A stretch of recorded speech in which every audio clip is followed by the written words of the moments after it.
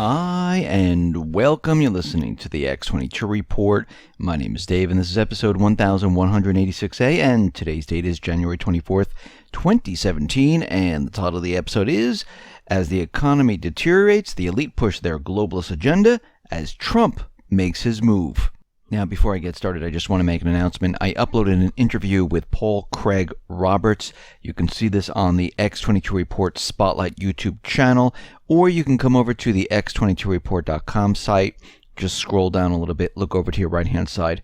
You'll see the video there, and you can play it right on the site. Or you can go to newssentinel.com. Same thing, scroll down a little bit, look over to your right. You'll see the video there, and you can play it right on the site. Let's get into the economic collapse financial news. Now, there is a lot happening during the first couple days of Trump, and we can see that the EU, the central bankers, the elite, well, they're trying to hold everything together, and they're trying to go forward with their plans at the same time that Trump is trying to make his move. Now, we have two different things going on here right now. If we go out to the UK, we see the British Parliament, well, they must vote on whether or not the government can start the process in leaving the European Union. This is coming from the Supreme Court. The judge says, well, there's legal consequences of leaving the EU, and we need parliamentary approval, despite the public saying that, yes, we want to leave. Now, of course, this gives the central bankers, the EU, the opportunity to maybe bribe some of the members of the parliament, try to have them see it their way, and keep the UK from leaving. And Prime Minister Theresa May, well, she's promised to start the process way before March 31st. Many people are saying that it's coming in a few days, where she's going to implement Article 50, have the vote, and she wants a complete clean break from the EU. Now, if this does occur, this is going to be a chain reaction, because we already see that Italy, France, and many other countries are going to say, you know something, we don't want to be with the EU anymore. Now, of course, Draghi came out and said, listen, if you want to leave the EU, you're going to have to pay your debt in full. So we can see what they're doing to keep everyone in the EU, because if they start to leave, the EU disintegrates, there's going to be a chain reaction which is going to spread across Europe. It's going to hit into Canada. It's going to hit into the US. And they know this. They know that this will be a complete disaster. Now, here in the US, Trump is making many deals. Most of it is just words right now. And we can see that he's trying to bring jobs back to America. But we need to understand something very important. And don't get me wrong, bringing jobs back to America is a great thing. And what I'm talking about is that he just can't bring them back without going to the root of the problem. The root of the problem is that this country is in a huge amount of debt. The root of the problem is that there's a central bank that's still calling the shots. The root of the problem is that we've been lied to for 8 years plus about how this economy is really doing. So when we look at the economy, it's not what it seems. Now, of course, he's getting everyone on board. He's getting many different companies. He's getting all the automakers on board, bringing manufacturing back, and he wants everyone bringing jobs back. I mean, this is great publicity. This is a great move on his part, but he needs to go to the root of the problem. And if we look at the auto industry, we see that there's problems here. And what we're looking at is the decline of used car prices. And this could spell disaster for subprime auto securitizations. Bloomberg recently pointed out, strong used car pricing is a critical component required to prop up the overall auto market. If used car prices become too soft, then the substitution can hurt new car sales. Add to the impact of falling residual values on the finance arms of the auto OEMs, and you have all the ingredients required for an auto market meltdown. Now, there's a glut of used vehicles, which has started to depress prices. That trend will intensify as Americans will return to 3.36 million leased cars and trucks this year, another jump after a 33% surge in 2016, according to J.D. Power. The fallout has already begun with Ford Motor Company shaving $300 million from its financial services arm's profit forecast for this year. And Ford is the canary in the coal mine. So what we're seeing is that the auto market doesn't look good. And what's happening right now is that everything that has been done to the economy, well, it's starting to shine through, and it's starting to show its ugly head, because over the years, what has happened? Everything has been suppressed. Everything's been hidden. Everything's been manipulated to make us believe that the economy's doing a lot better than it really is. And what are we seeing right now? Well, we're starting to realize that, well, the economy is in a lot worse shape than we were told. Well, we already knew this, but the general public is going to start to learn this. And at the same time where Trump is making all these deals, bringing back manufacturing, bringing on jobs, there are companies that are still laying off. GM is laying off 1,200 people at Lordstown, Ohio. Walmart is cutting 1,000 jobs at headquarters. Whirlpool is laying off 500 people. Oracle in Santa Clara is laying off 450 people. Microsoft is laying 700 people off. The layoffs are continuing. The economy is much worse than people realize. I mean, look at the retail industry. The retail industry is a complete disaster. And what we're seeing right now is that there's about 1 billion square feet of U.S. store space available because of all the closing stores. And according to a report from the commercial real estate research firm CoStar Group, this is a major problem. And going forward, it's just going to get worse. We see that existing home sales, well, they plunged the most since 2009. It is a complete disaster. All cash sales are down 21% in December. Distressed sales, foreclosures, and short sales, they are up to 7% in December. They moved up already. Single-family homes declined 1.8%. Existing condominium and co-op sales dropped 10.3%. Sales in the Northeast slid 6.2%, the Midwest 3.8%. In the South, it was unchanged, and in the West, they fell 4.8%. This economy is a complete disaster at this point. And what we're starting to see is that things are going to really deteriorate very, very quickly. And we see that Trump is making his move. The globalists, well, they're making their move. And everyone is keeping their agenda. And when we really look at this, we can see that there's no way that the economy can work the way it is. I mean, the Democrats right now, they're introducing a $1 trillion infrastructure plan. They're going to offer it to Trump. I mean, think about this. Another $1 trillion. Where is this coming from? They're going to have to borrow it. Remember, we have a huge amount of debt right now. And everyone goes, it's not a big deal. Who cares?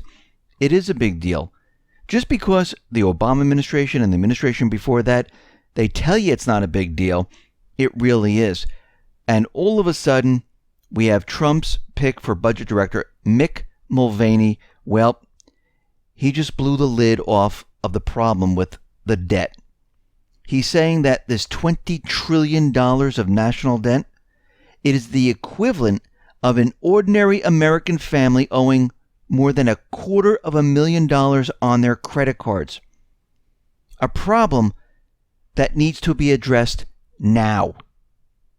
Because this is a problem. If they raise the debt ceiling once again, and this is coming up in March, we're going to have all sorts of problems. If they don't raise the debt ceiling, they're going to have to cut certain things.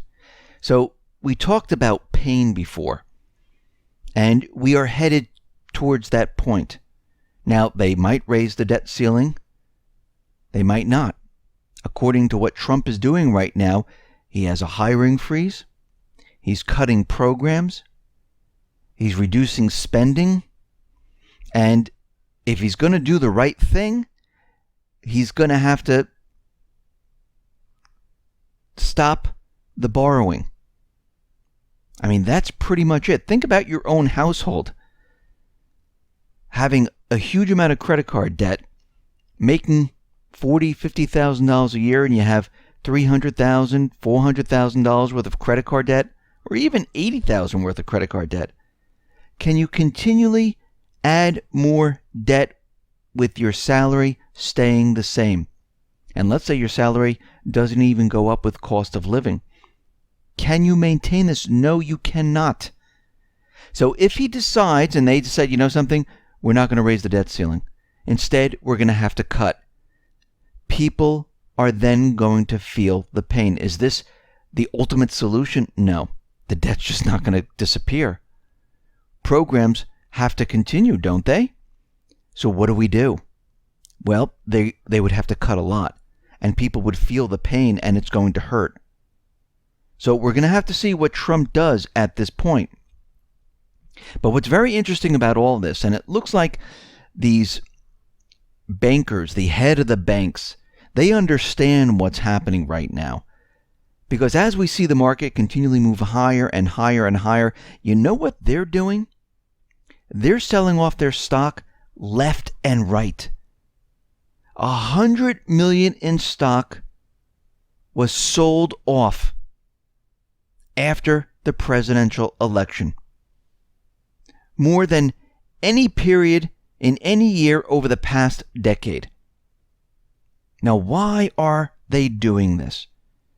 Because the stock market is in a bubble. This is the classic bubble definition, where the market rises up.